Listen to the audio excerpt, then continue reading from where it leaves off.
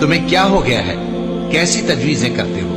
کیا تمہارے پاس کوئی کتاب ہے جس میں یہ بات پڑھتے ہو کہ جو چیز تم پسند کرو گے وہ تم کو ضرور ملے گی؟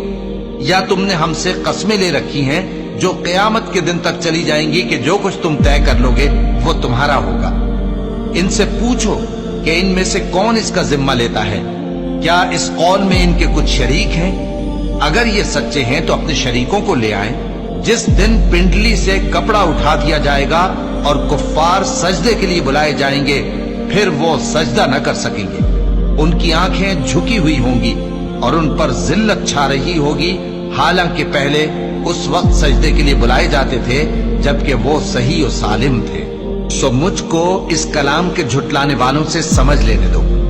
ہم ان کو آہستہ آہستہ ایسے طریق سے پکڑیں گے کہ ان کو خبر بھی نہ ہوگی۔